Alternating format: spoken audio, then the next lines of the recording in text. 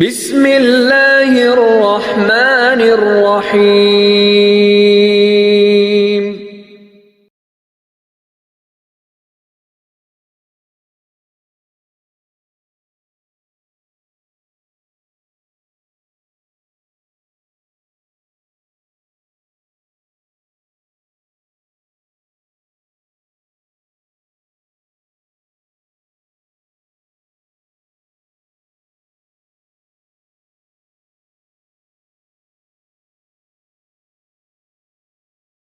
قال اللہ تبارک و تعالیٰ فی القرآن المجید والفرقان الحمید۔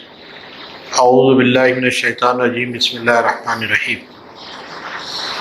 الم نشرح لک صدرک ووضعنا عنک وزرک الذی انقض ظہرک ورفعنا لک ذکرک فإن مع العسر یسرا ان مع العسر یسرا فإذا فرغت فانصب وإلی ربک فارغب۔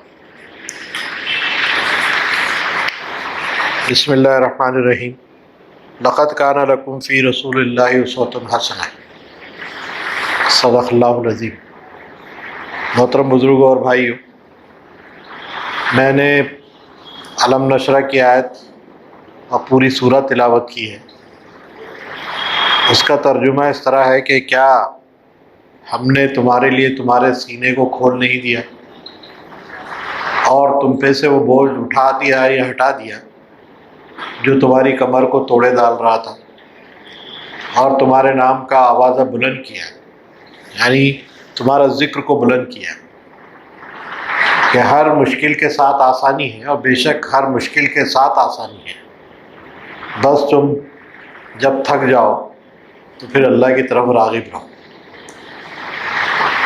یہ سورہ مکہ میں نازل ہوئی تھی اور اللہ کے رسول کو اس میں کچھ احکامات دیے گئے۔ میں نے یہ آج کا موضوع اس لیے طے کیا ہے کہ کل سے ہم ایک ایسے مہینے میں داخل ہو رہے ہیں جو ربیع الاول کا مہینہ کہلاتا ہے۔ نبی صلی اللہ علیہ وسلم کی پیدائش بھی اسی مہینے میں ہوئی تھی اور آپ کی وفات بھی اسی مہینے میں ہوئی ہے۔ جو اہل علم ہیں وہ بتاتے ہیں کہ آپ کی پیدائش جو ہے 9 ربیع الاول کو ہوئی تھی اور آپ کی وفات 12 ربیع الاول کو ہوئی۔ بعض لوگ یہ کہتے ہیں کہ 12 ہی کو آپ پیدا بھی ہوئے تھے اور 12 ہی کو اس دنیا سے تشریف لے گئے۔ یہ تھوڑا پیدائش میں اختلاف ہے، لیکن جو جدید تحقیق ہے اس میں یہ بات معلوم ہوتی ہے کہ محمد رسول اللہ صلی اللہ علیہ وسلم کی پیدائش 9 ربیع الاول کو ہوئی تھی اور آپ کی وفات 12 کو ہوئی تھی۔ یہ ہمارے لیے یا مسلمانوں کے لیے نبی صلی اللہ علیہ وسلم کی ذات کتنی اہم ہے، اس سے اندازہ ہوتا ہے کہ وہ ہمارے ایمان کا حصہ ہے۔ جس قدر ہم اللہ کی ذات پر یقین رکھتے ہیں، ایمان رکھتے ہیں، محمد الرسول اللہ ہونے کی وجہ سے اس پر بھی ایمان رکھتے ہیں۔ جس قدر خدا کی ذات میں ہم کسی کو شریک کرنا برداشت نہیں کرتے یا شرک کا کسی عمل کو ہم برداشت نہیں کرتے، اسی طرح نبی کریم صلی اللہ علیہ وسلم کو آخری رسول ہونا، اس میں کسی کو شریک نہیں کرتے۔ محمد رسول اللہ آخری رسول ہیں، اس میں ہم کسی کی شرکت بھی برداشت نہیں کر سکتے۔ اور کوئی شخص اگر آپ کے اس رسالت کے منصب میں شریک ہونا چاہتا ہے جو آپ کے بعد آیا ہے، اس کو ہم مسلمان بھی نہیں سمجھتے۔ چنانچہ بہت سارے فرقے بعد میں ایسے پیدا ہوئے جنہوں نے یہ کہا کہ ہم نبی صلی اللہ علیہ وسلم کے بعد اس زمین پہ آئے ہیں، اللہ نے ہمیں پیغام دیا ہے، اور بالخصوص قادیانی وغیرہ یہ جو لوگ ہیں وہ بنیادی طور پر اسی فکر کے حامی ہیں۔ تو میں یہ عرض کر رہا تھا کہ یہ جو سورہ ہے یہ نبی صلی اللہ علیہ وسلم کے لیے اترا ہے، جس میں آپ کو اپنے احسانات گنائے گئے کہ اللہ نے کیا احسان آپ کے ساتھ کیا ہے۔ یہ احسان کہ آپ کے سینے کو کھول دیا ہے۔ روایتوں میں تو بہت سارے واقعات ہیں، لیکن سینے کو کھول دینے کا مطلب یہ ہے کہ خدا پہ یقین کے لیے سینے کو کھول دینا، خدا پہ بھروسے کے لیے یقین کو کھول دینا، خدا کے وجود اور موجود ہونے کے لیے سینے کو کھول دینا، شرح صدر ہو جانا کہ ہاں اس کائنات کا کوئی بنانے والا ہے، اس کو کوئی ڈیزائن کرنے والا ہے، اس کو کوئی چلانے والا ہے، اور پھر ایک دن جا کر یہ دنیا کو ختم کر دینے والا بھی ہے۔ اس یقین کی بات دل کے اندر سمو دینا یہ شرح صدر ہے۔ اس لیے کہا کہ ہم نے آپ کے سینے کو کھول نہیں دیا، یعنی وہ تمام تعلیمات کے لیے جو قرآن میں بیان کی گئی ہیں، کیا سینہ آپ کا کھول نہیں دیا ہم نے؟ اس میں اطمینان پیدا نہیں کر دیا؟ تو بہت ساری ایسی چیزیں ہوتی ہیں کہ آدمی کو اطمینان نہیں ہوتا ہے۔ تو انبیاء علیہ السلام بھی اگر پوری تاریخ دیکھیں گے تو بعض جگہ ملتا ہے، جیسے موسیٰ علیہ السلام کہہ رہے تھے کہ اللہ تو کیسا میں دیکھنا چاہتا ہوں، تو کیا حضرت موسیٰ علیہ السلام کو یقین نہیں تھا کہ اللہ تعالیٰ ہے اور یہ کائنات کو چلانے والا ہے؟ لیکن ایمان کی مضبوطی کے لیے، اس میں اور تقویت کے لیے حضرت موسیٰ نے کہا کہ میں دیکھنا چاہتا ہوں۔ اللہ نے کہا کہ تم دیکھ نہیں سکیں گے، اور جب ضد کی کہ دیکھنا ہی چاہتے ہیں تو کہا کہ یہ درخت کے اوپر دیکھ لو جس میں تجلی ہوگی، اور یہ باقی رہے تو تم مجھے دیکھ لو گے۔ پھر وہ پوری تفصیلات قرآن میں موجود ہے کہ اللہ نے اپنی تجلی درخت پہ فرمائی، وہ درخت جل گیا، اور اس سے کہ وہ تجلی جیسی ہی ظاہر ہوئی، حضرت موسیٰ علیہ السلام غش کھا کر گر گئے، وہ دیکھ بھی نہیں سکے اسے۔ حضرت ابراہیم علیہ السلام نے کہا کہ اللہ تم مردوں کو زندہ کیسے کرتا ہے؟ تو کیا حضرت ابراہیم علیہ السلام کو یقین نہیں تھا کہ خدا ہے، کائنات کو بنانے والا ہے، اس دنیا کو سمیٹنے والا ہے؟ لیکن دل کے یقین کے لیے، مضبوطی کے لیے، اس پر جم جانے کے لیے کہا کہ چند پرندوں کو جو ہے پالو، ان کو اپنے ذات سے وابستہ کر دو، اور ان کو ذبح کر کے ان پہاڑیوں پہ بکھیر دو، اور پھر انہیں بلاؤ تو یہ اسی طرح آ جائیں گے جیسے یہ پہلے ذبح کیے گئے، اس سے پہلے جیسے ذبح کیے گئے ہو، یہ ایسے دوڑتے ہوئے تمہاری طرف آ جائیں گے۔ تو انبیاء علیہ السلام کا بھی یقین اس مضبوطی کے ساتھ ہونا چاہیے، اس اعتبار سے کہا ہے۔ تو ہمارا بھی ایمان جو ہے جس قدر اللہ کی ذات پر ہے، اسی قدر محمد رسول اللہ کی ذات پر بھی اور ہونا چاہیے۔ اس حوالے سے خود نبی صلی اللہ علیہ وسلم کے لیے اس یقین کو مضبوطی کے لیے پورے معراج کا واقعہ آپ پڑھ دلیے، جو کہ آپ کو آسمان پہ اٹھایا گیا، وہاں پر ساری چیزیں دکھلائی گئی، یہ جنت اور دوزخ کے جتنے بھی معاملات ہیں سب سمجھائے اور بتلائے گئے۔ یہ اس بات کی دلیل تھی کہ جو چیز آپ کہہ رہے ہیں، جو چیز سمجھا رہے ہیں، اس کے اوپر اتنا کانفیڈنس ہو آپ کو جیسے آنکھوں سے دیکھ کر آپ کہہ رہے ہیں۔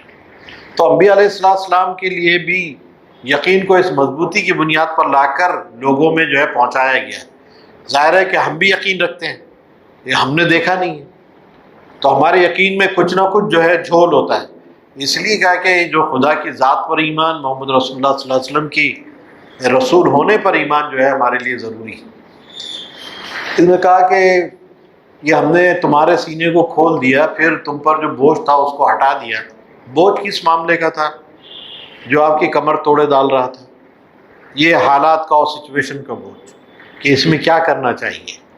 جو دنیا بت پرستی کا شکار ہے، اپنے ہاتھوں سے بنائے ہوئے گھڑے ہوئے بتوں کے سامنے جھکتی ہے، ان سے اپنی جو ضرورتیں اور حاجات کو مانگتی ہے، اور اسی کو جو ہے خدا کے برابر یہ اس میں شریک ٹھہراتی ہے۔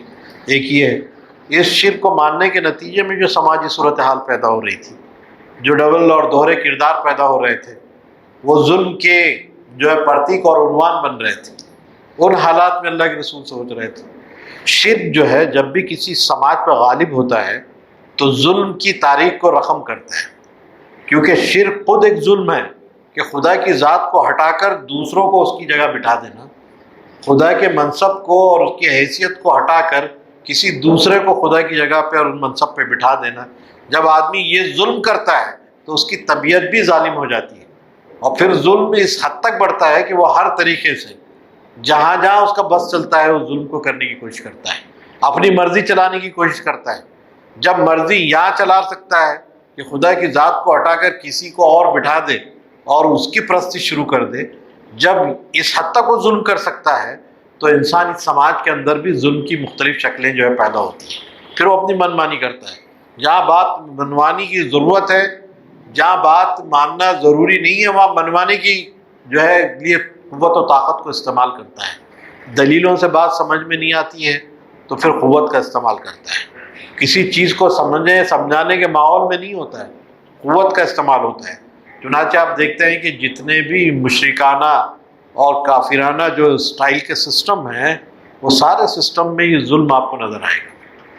اس لیے قرآن نے کہا ہے کہ ان الشرک لظلم عظیم، کہ شرک جو ہے عظیم ظلم ہے.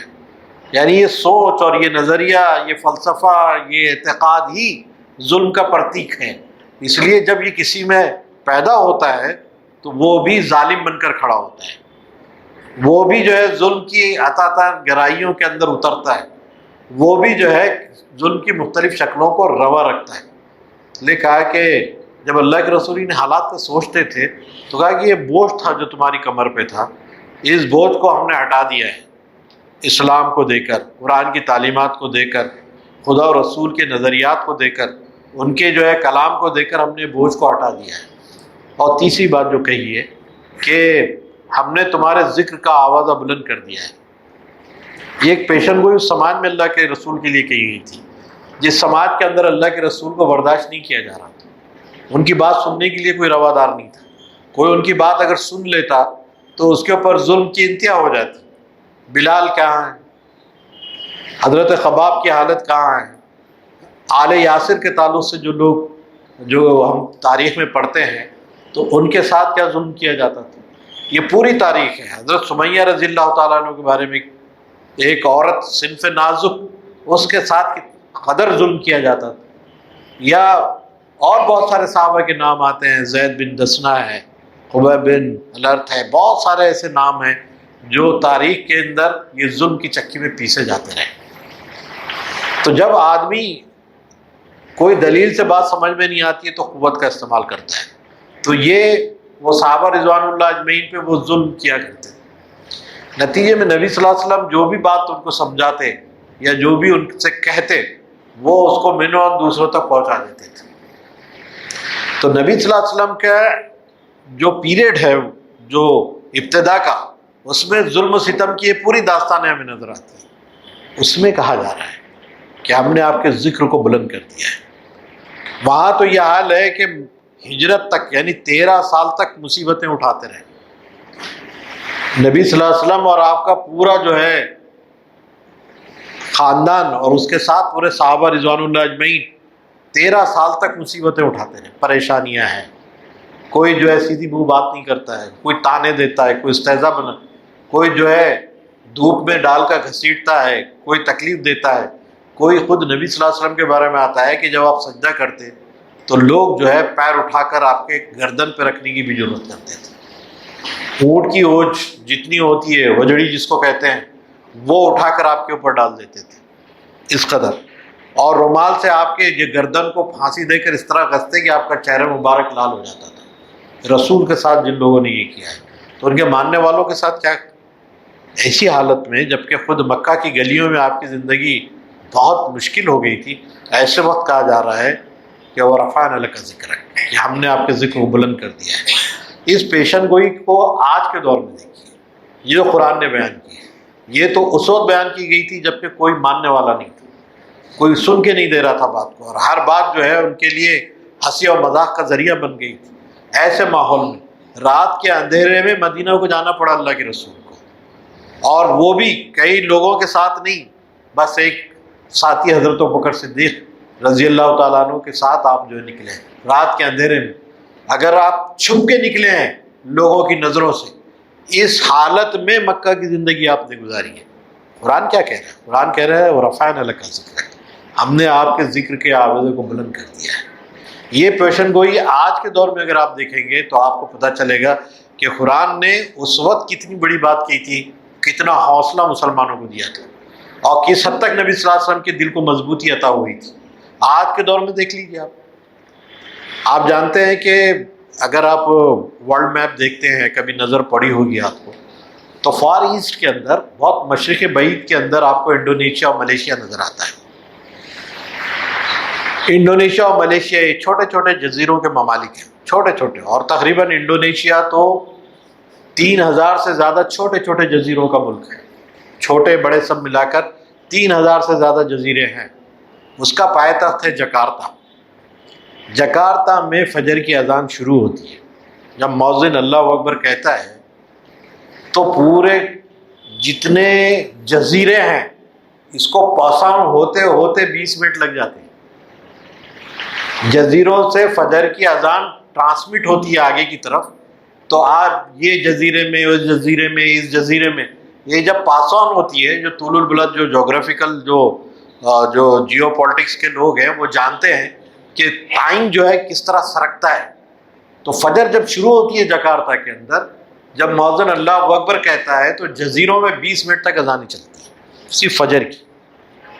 یہ جزیروں سے ٹرانسپورٹ ہو کر برما، اور برما سے بنگلہ دیش جب آتا ہے تو یہ آدھے گھنٹے سے زیادہ ہوتا ہے.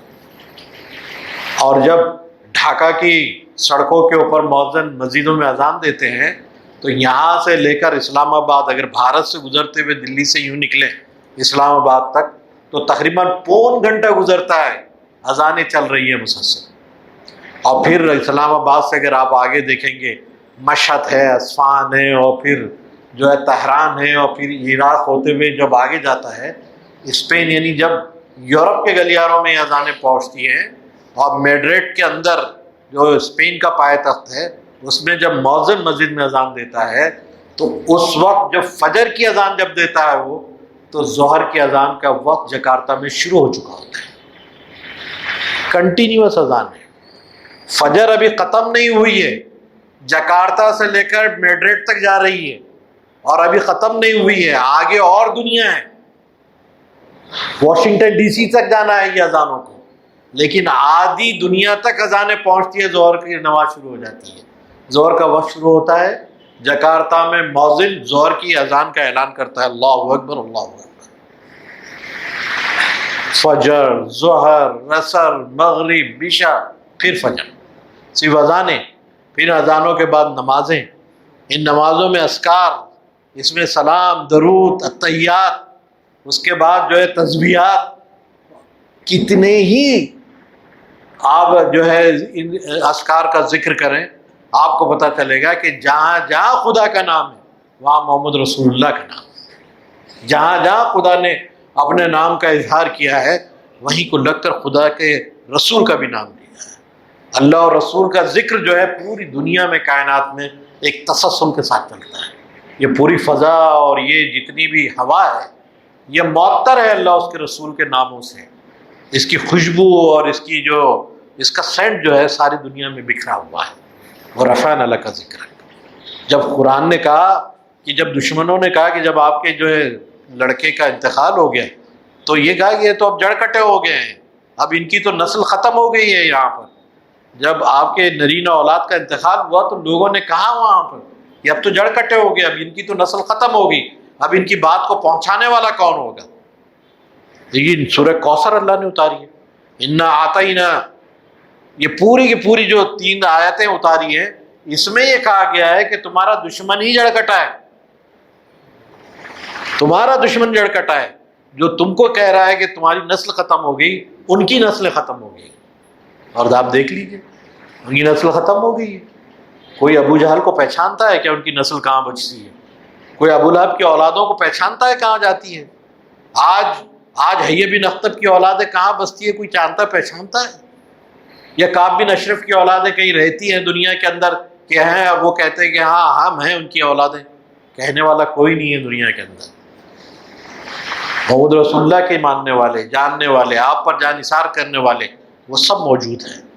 جہاں جہاں انہوں نے تکلیفیں دی تھی، وہاں وہاں قرآن نے جو بات وحی کے ذریعے سے نازل کی تھی، اس کو آج کے دور میں آپ دیکھیں گے کہ ہم نے آپ کے آوازے کو بلند کر دیا. یہ آوازہ بلند ہو رہا ہے ساری دنیا کے اندر. آج ہم یہاں بیٹھ کر ان کا ذکر کر رہے ہیں. یہ محفل جو ہے وہ اللہ کے رسول کے ذکر سے معطر ہو رہی ہے. یہ آوازے کو بلند کرنا ہی ہے، یہ آپ کے ذکر کو بلند کرنا ہے. اور یہ باعث ثواب محفل ہے، بتائیے، اب پوری دنیا میں. اور اب ربیع الاول کے آتے آتے پوری دنیا میں یہ سب سلسلہ چلتا ہے. کتنے جلسے ہوتے ہیں، کتنے جو ہے جلوس نکالے جاتے ہیں. میں اس کے صحیح اور غلط پر یہاں کوئی فتویٰ نہیں دینا چاہتا، لیکن یہ جتنی چیزیں ہیں یہ اللہ کے رسول کے نام کے ذکر کا بلندی، اور جو قرآن نے بات کی ہے اور رفعنا لک ذکر، کہ ہم نے آپ کے ذکر کو بلند کر دیا ہے، یہ پیشن گوئی. اس کے بعد جو قرآن نے بات کی ہے وہ ہے ان مع العسر یسرا، کہ بے شک ہر مشکل اور تنگی کے بعد آسانی ہے. آج جو حالات ہیں نا اس میں ہم پریشان ہیں، ہم مشکل سے مشکل حالات کو فیس کر رہے ہیں. شاید دنیا کے اندر کوئی اور کمیونٹی ہوتی تو کب کے ختم ہو جاتی تھی، لیکن یہ کمیونٹی اللہ نے پھر مضبوطی کے ساتھ اس کو کھڑا کیا ہے۔ حالات جیسے بھی ہوں گے، حالات جیسے بھی ہوں گے، کھڑی رہنے والی کمیونٹی ہے۔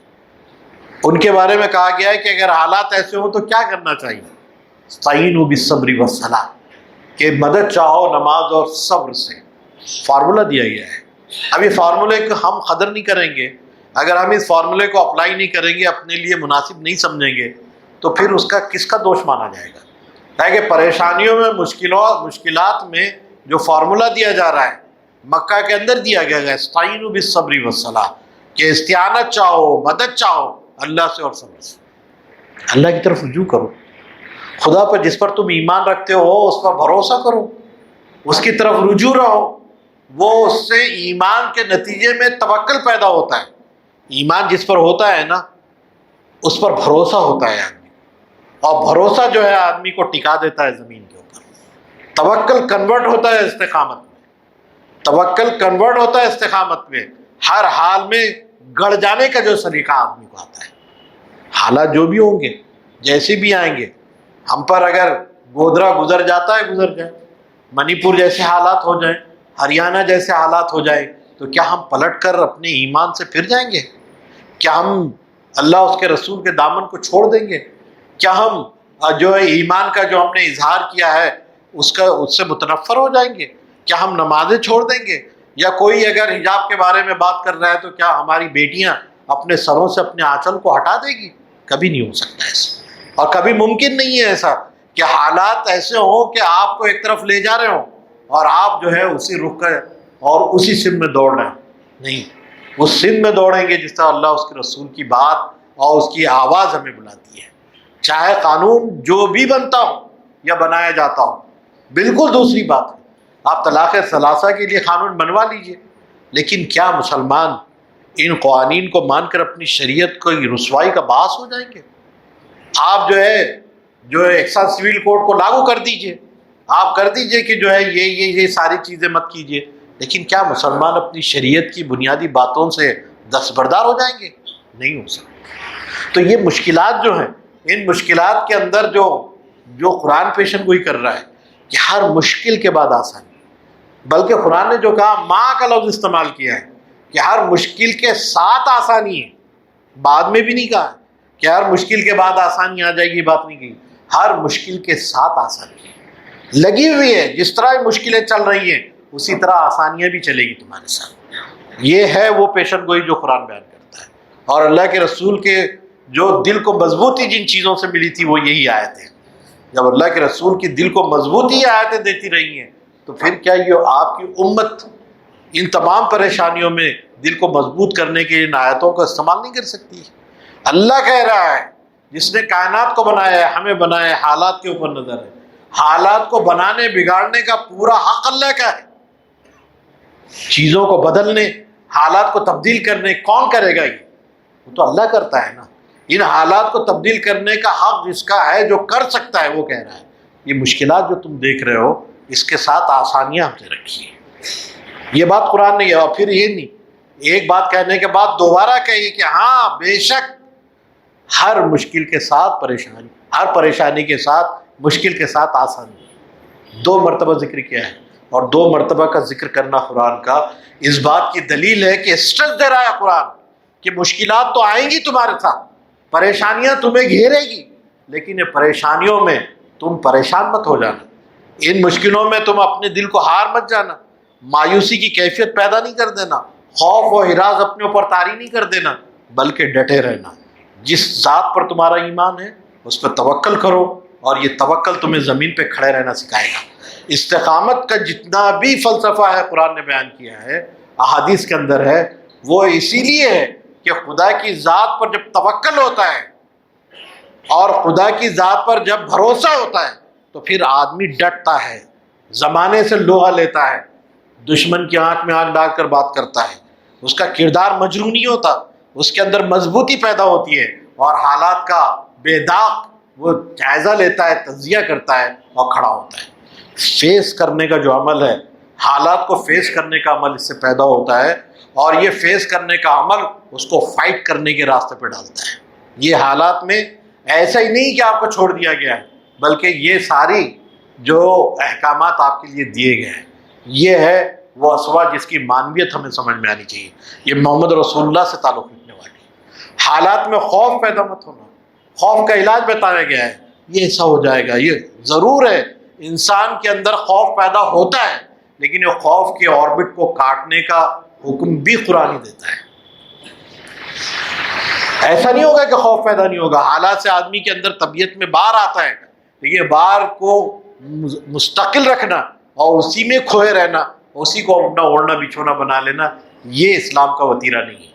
وہ تو کہتا ہے سورہ آل عمران کے اندر ہے کہ شیطان تمہیں اپنے دوستوں سے ڈرانا چاہتا ہے، تم ان سے نہ ڈرو، مجھ سے ڈرو۔ شیطان اس کے چیلے جتنے ہیں وہ ان حالات کے اندر ڈرا رہے ہیں، خوف پیدا کر رہے ہیں۔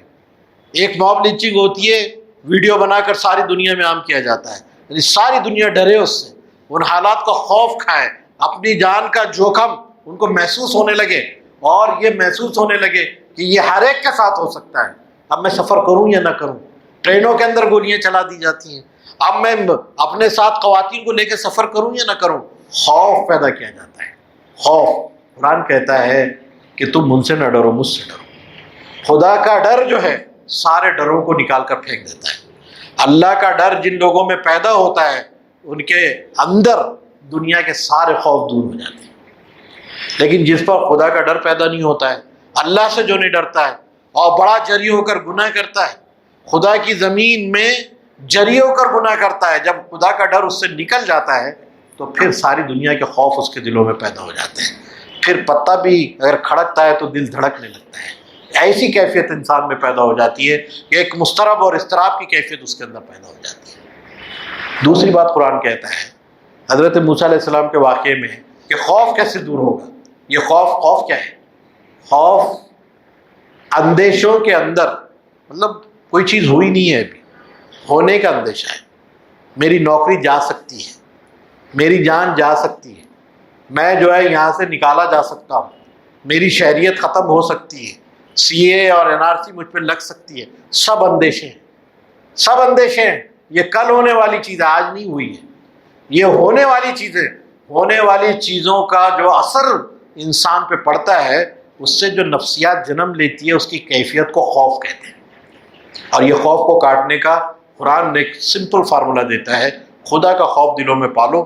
خدا کا خوف اگر دلوں میں پالو گے تو دنیا کے سارے خوف تمہارے دور ہو جائیں گے۔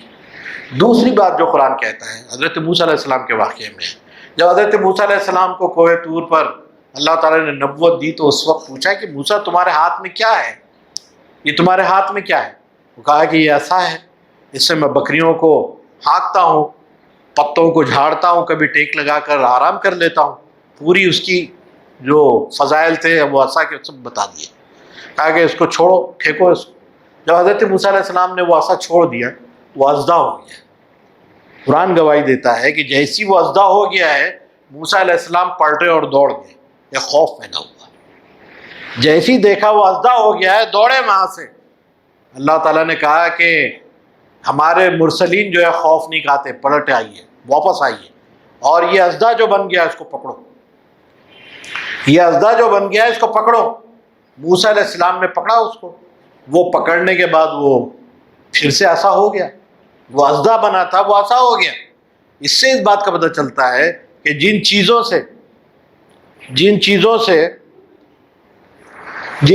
سے خوف پیدا ہوتا ہے ان چیزوں کو تھامنے سے خوف دور ہوتا ہے۔ جو چیزوں سے خوف پیدا ہوتا ہے اور جو پیدا کیا جا رہا ہے ان چیزوں کے کرنے سے خوف دور ہوتا ہے۔ اگر جیل میں جانے کا خوف ہے تو جیل میں جائے بغیر یہ خوف دور نہیں ہوگا۔ اس بات کو اچھی طرح سمجھ لیجیے کہ اگر یہ خوف ہمارے جو دلوں میں پلتا ہے کہ یہ ہو جائے گا، تو یہ جب تک ہوتا نہیں اور اس میں ہم لگتے نہیں ہیں اس وقت تک وہ خوف دور نہیں ہوتا ہے۔ بچہ جب بلی سے ڈرتا ہے تو جتنا ڈراؤ گے اور ڈرے گا، لیکن بلی کے ساتھ اگر بچے کو آپ لگا دیں گے 1 گھنٹے کے اندر تو وہ مانوس ہو جائے گا، پھر بلی کا خوف اس کے دل سے نکل جائے گا۔ جن چیزوں سے خوف پیدا ہوتا ہے اسلامک سلوشن یہ ہے کہ اسی سے خوف دور ہوتا ہے۔ تیسری بات جو قرآن کہتا ہے، یہ خوف جو لوگوں کے دلوں میں پیدا ہو گیا ہے یہ کیسے دور کیا جائے؟ قرآن سورہ نور کے اندر بیان کرتا ہے، یہ میں سب ریفرنس آپ کو اس لیے دے رہا ہوں کہ صرف آپ میری بات پہ یقین مت کیجیے، آپ جائیے قرآن کھولیے، پڑھیے اس کو، اور پڑھ کر خود آپ مطمئن ہوئیے کہ کیا قرآن کہتا ہے یا نہیں کہتا ہے۔ سورہ نور کے اندر اللہ کہتا ہے کہ اللہ نے وعدہ کیا ہے ان لوگوں سے جو ایمان لے اور عمل صالح کرے، اللہ اس زمین پہ خلافت عطا کرے گا، جس طرح تم سے پہلے لوگوں کو خلافت عطا کی گئی۔ تو کیا ہوگا اس کے نتیجے میں؟ کیا ہوگا؟ جی میں کہا دین کو ان کی بنیادوں پر زمین میں گاڑ دے گا اللہ تعالیٰ، مضبوطی سے جما دے گا، اس قدر مضبوطی سے جما دے گا کہ دین کی کوئی بات کوئی ہلا نہیں سکے گی دنیا۔ اور دوسری بات یہ تمکن فی الارض، اقتدار تمہیں عطا کرے گا۔ تیسری بات جو قرآن نے کہی ہے کہ تمہارے حالت خوف کو امن سے بدل دے گا۔ آپ خلافت کی بات تو بڑی اجنبی ہو گئی ہے، لوگ تو ایمان والے بھی خلافت پہ سوال کرتے ہیں، اب تو غیر مسلموں کو چھوڑ دیجیے۔ یہ خلافت کیا ہے؟ خلافت کی بنیادی جو فلسفی کیا ہے؟ خلافت کہتے کس کو ہیں؟ یہ ہماری بحثوں کا کوئی عنوان نہیں رہا ہے، اب ہماری بحثیں دوسرے انداز کی ہیں، لیکن یہ خلافت کیا ہے؟ اللہ کہہ رہا ہے کہ ان کے ہم خلافت عطا کریں گے، اور جو اس میں جدوجہد کریں گے ان کے لیے زمین میں تمکن فی الارض عطا کریں گے، زمین میں اقتدار ان کو دیں گے، اور ان کی حالت خوف کو امن سے بدل دیں گے۔ خوف دور ہوگا ان کوششوں کے نتیجے میں جو اللہ کے دین کے غلبے کے لیے کوشش کریں گے، ان لوگوں کے ذریعے سے خوف دور ہوگا دنیا کے اندر۔ وہ ایسے حالات پیدا کرے گا اللہ تعالیٰ کہ یہ خوف کی جو پوری آربٹ کو کاٹ کر رکھ دے گا، خوف کو دور کیا۔ تو یہ ساری چیزیں یہ سب نبی کریم صلی اللہ علیہ وسلم کے لیے اتری تھی، اور آپ کے حوالے سے ہمارے لیے اتری ہے۔ ان حالات کے اندر، جن حالات کے اندر یہ سب ہو رہا تھا، اس کو درست کرنے کے لیے سب آیتیں اتر رہی تھیں، اور ان آیتوں کے ہم بھی جو ہے مخاطب ہیں نبی صلی اللہ علیہ وسلم کے بعد، کیونکہ ہم آپ کے امتی ہیں۔ جس طرح آپ آخری نبی ہیں اسی طرح یہ امت بھی آخری ہے۔ یہ جیسا آخری پیغام ہے، یہ آخری پیغام نبی صلی اللہ علیہ وسلم کو جیسا ہے اتنا ہی ہمارے لیے بھی ہے۔ اس حوالے سے ہمیں ان حالات کا تجزیہ کرنا چاہیے، اور ربیع الاول کے اس مہینے میں محمد رسول اللہ کی سیرت کو سمجھنے کی اور اس کی معنویت کو سمجھنے کی کوشش کرنا چاہیے۔ واقعات کو پڑھ پڑھ کر جو ہے دھننے سے کچھ نہیں ہوگا، اس پر جو ہے بڑے بڑے جلسے کرنے سے بھی کچھ نہیں ہوگا، اس کے اصل واقعات سے خصوص سبق لے کر اس پر عمل کرنے سے کوئی تبدیلی آئے گی کہ اللہ کے رسول نے ان حالات میں کیا کیا تھا اور ہمارے لیے کیا پیغام ہے۔ اس کو سمجھنے کے لیے ہمیں ان چیزوں کا خیال رکھنا چاہیے، اور ربیع الاول کے اندر جتنی بھی کوشش ہو سکتی ہے، سب ماشاءاللہ پڑھے لکھے لوگ ہیں، کم سے کم قرآن کے ترجمے کے ساتھ اگر قرآن پڑھنے ہو تو ایک مرتبہ سیرت کو بھی پڑھیے کہ نبی صلی اللہ علیہ وسلم چاہتے کیا ہیں، نبی صلی اللہ علیہ وسلم کی زندگی کیسی ہے، آپ کی زندگی کس طرح انقلابی تھی اور کس طرح تبدیلیاں آپ نے لائی ہیں، کس طرح مایوسی سے ہٹ کر، خوف و ہراس سے ہٹ کر مضبوطی سے صبر و استقامت کے ساتھ کس طرح آپ ٹھہرے رہے اور کس طرح کام کرتے رہے۔ یہ امت کے لیے ایک بڑا درس ہے اس کے اندر، اور ایک بڑا پیغام ہے۔ اگر اس کو وہ اختیار کرتے ہیں تو موجودہ جتنے حالات ہیں، میں گنانے کی یہاں پہ وہ نہیں کر رہا ہوں کہ جتنے بھی حالات ہیں ان کا مقابلہ کر سکتے ہیں، اور اب تک ہم کر رہے ہیں اور انشاءاللہ آئندہ بھی کریں گے۔ قیامت تک کی یہ امت ختم ہونے والی نہیں ہے۔ کوئی چاہتا ہے کہ اگر مسلم لیس اگر انڈیا دیکھنا چاہتا ہے تو اس کا خواب شرمندہ تعبیر نہیں ہو سکتا، جتنی چاہے کوشش کر لیں، لیکن ایمان والے کو اس زمین سے ہٹایا نہیں جا سکتا۔ اور جس دن ایمان والا ختم ہو جائے گا، یاد رکھیے اللہ تعالیٰ دنیا کو لپیٹ کے رکھ دے گا۔ حدیث میں آتا ہے کہ قیامت اس وقت تک نہیں آئے گی جب تک ایک بھی ایمان والا اللہ کے کلمے کو اعلان کرنے والا نہ ہوگا۔ آپ کی اور میری قیمت کا اندازہ اس حدیث میں ہے۔ ایک بھی ایمان والا نہیں رہے گا، قیامت آ جائے گی، لپیٹ دے گا اللہ تعالیٰ۔ ایمان والا نہیں ہے، دنیا کو لپیٹ دیا جائے گا۔ جتنی رنگین دنیا ہے نا، اتنی حسین ہے، تاراج کر دی جائے گی، ہٹا دی جائے گی، ایک پلک جھپکتے ہی سارے نظام کو بدل دے گا اللہ تعالیٰ۔ ایک ایمان والے کی اہمیت یہ ہے، ہماری قدر کرنا سیکھو۔ ہم ہیں تو تم ہیں، اور یہ دنیا کی رنگینی ہمارے وجود سے ہے، ہمارے ایمان کے حوالے سے ہے، اور ہمارے ایمان کے ساتھ ہمیں اپنی بنیادوں پہ رہنے دو۔ اگر یہ معاملات تم اس انداز سے ڈیل کرو گے کہ ہمارے جان، مال، عزت، آبرو سب کچھ داؤ پہ لگاؤ گے، تو یاد رکھو کہ اگر ہم ہی نہ رہیں گے تو تمہارے وجود کے بھی کوئی معنی نہیں رہیں گے، اور اللہ تعالیٰ پوری دنیا کو لپیٹ کر رکھ دے گا۔ یہ وہ آخری بات ہے جو بتائی گئی، لیکن اس سے پہلے ایمان ہے، استقامت ہے، مزاحمت ہے، ہر ممکن کوشش ہے اپنے ایمان کے ساتھ جدوجہد کرنے کی۔ اس کے بعد یہ ہے توکل ہے اللہ کی ذات پر، جو فیصلے وہ کرتا ہے اس کی ذات سے ہے۔ ہمارے لیے ایمان کا یہی جو معنی ہے کہ ہر کوشش کی جائے گی لیکن نتیجہ اللہ کے حوالے کیا جائے گا۔ کوشش ہمارے ذمے ہے، فیصلہ اللہ کے ذمے ہے۔ کیا فیصلے ہوں گے، کیا حالات ہوں گے، اللہ بہتر جانتا ہے، لیکن ہمیں جو تعلیمات دی گئی ہے اس کا ہمیں پاس و خیال رکھنا چاہیے۔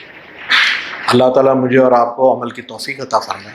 یہ اعلان امام صاحب کے حوالے سے میں کر رہا ہوں کہ یہ مسجد جو ہے 400 سال 450 سال پرانی ہے، اور اس میں جتنی بھی ایکٹیویٹیز چلتی ہے، اس میں ایک مسافر خانہ ہے، اس میں غریبوں کے لیے ایک لنگر خانہ ہے، اس میں پڑھنے لکھنے والوں کے لیے ایک لائبریری ہے، غیر مسلموں کے لیے دعوت کا ایک مشن ہے، اور غریب بچیوں کے شادی کے معاملات بھی یہاں طے ہوتے ہیں۔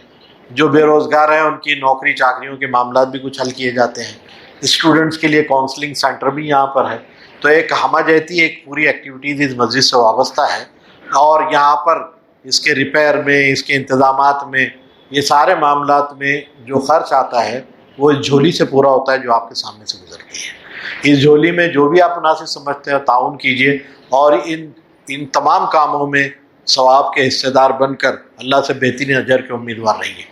تو میں نے جو باتیں آپ کے سامنے کی ہے بہت ہی مختصر انداز میں، کہ اللہ کے رسول کی سیرت کو پڑھیے، اور حالات میں جو اسٹرگل آپ کی زندگی کا ہے، جو اسٹرگل ہے زندگی کا، اس اسٹرگل میں قرآن کو سامنے رکھ کر پڑھیے تو پتہ چلتا ہے کہ ہر حالت میں آپ نے کمپرومائز کیے بغیر حالات کو فیس کیا ہے، اور حالات کو فیس کرنا ایمان کی نشانیوں میں سے ہے، اور ان نشانیوں کا جو ہے ذکر قرآن و حدیث میں بہت تفصیل کے ساتھ موجود ہے۔